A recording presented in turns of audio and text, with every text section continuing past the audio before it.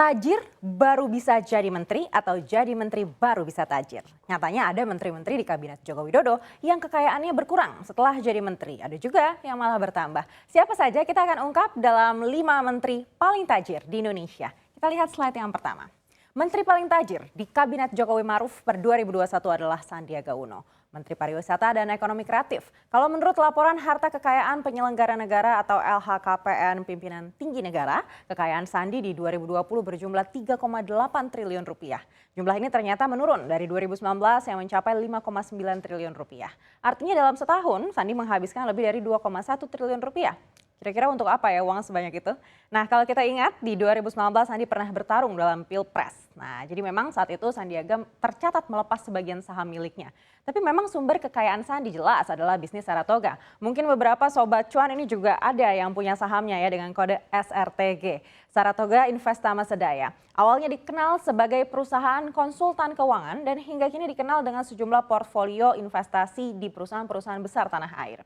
Kalau mengacu pada data keuangan emiten SRTG per September 2021, laba bersihnya tumbuh hingga 14,1 triliun rupiah begitu ya. Dan periode tersebut juga Sandiaga Uno masih menjadi pemegang saham terbesar ketiga dengan total 21,51%. Kita akan lanjut ke nomor kedua.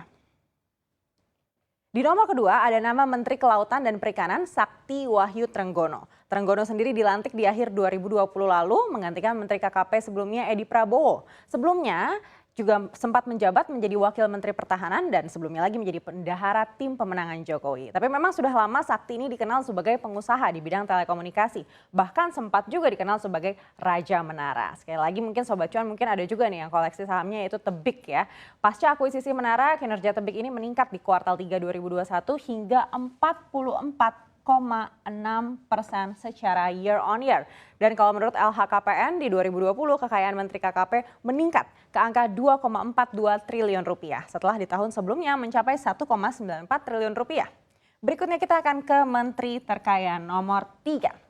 Erick Thohir, Menteri BUMN, menempati urutan ketiga menteri terkaya. Memang kalau kita lihat Erick ini kekayaannya justru menurun ya dari 2019 di 2,316 triliun rupiah, di 2020 jadi 2,312 triliun rupiah.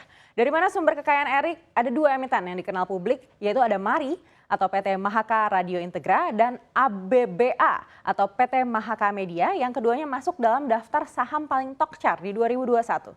Kedua emiten ini masuk kelompok usaha milik PT Beyond Media dan PT Kubu Capital. Nah di PT Kubu Capital ini yang mayoritas dimiliki Erick Thohir hingga 55,74% begitu ya. Dan meskipun ABA dan MARI ini belum untung tapi 2 emiten ini sudah berhasil mengurangi kerugian dari tahun-tahun sebelumnya.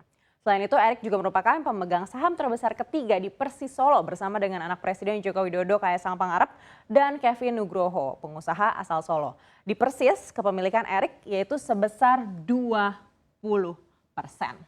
Kita akan beralih ke posisi keempat. Di posisi keempat ada Prabowo Subianto, Menteri Pertahanan. Prabowo merupakan salah satu menteri yang kekayaannya meningkat. Kalau kita lihat di LHKPN tahun 2020 kekayaan Prabowo mencapai 2,02 triliun rupiah. Sedangkan di 2019 baru mencapai 2 triliun rupiah. Nah selama menjadi Menhan hingga di 2020 kekayaan Prabowo meningkat sekitar 77 miliar rupiah. Dari mana sumber kekayaannya? Prabowo dikenal memiliki beberapa perusahaan di sektor pertambangan dan kehutanan.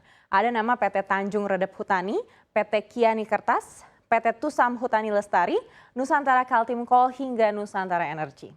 Berikutnya kita beralih ke nomor 5. Ada Nadiem Makarim, Menteri Pendidikan Kebudayaan dan Riset. Kalau menurut data LHKPN di 2020, harta Nadiem sebesar 1,19 triliun rupiah. Justru turun dari 2019 yang mencapai 1,22 triliun rupiah. Nah dalam setahun cukup banyak ya ternyata harta yang berkurang. Kekayaan Nadiem sendiri sebagian besar berasal dari saham Gojek, aplikasi ride hailing yang didirikannya di 2010. Di mana kalau menurut dokumen bocoran firma konsultasi investasi Momentum Works di Deal Street Asia, Nadiem memiliki total 4,81% saham Gojek. Sebelumnya Nadiem menjabat sebagai CEO Gojek dan kemudian mengundurkan diri pasca diminta menjabat sebagai Menteri Pendidikan dan Kebudayaan. Kalau melihat data LHKPN ini ternyata banyak menteri-menteri Jokowi yang justru lebih tajir daripada presidennya. Harta Presiden Joko Widodo sendiri di Maret 2021 dilaporkan lebih dari 63,6 miliar rupiah. Jadi kalau kita bandingkan dengan menteri-menterinya, harta presiden yang dilaporkan ini jauh lebih sedikit. Kita harapkan Kabinet Joko Widodo bisa terus transparan melaporkan kekayaan sebenar-benarnya agar rakyat juga bisa terus percaya dengan pemerintah.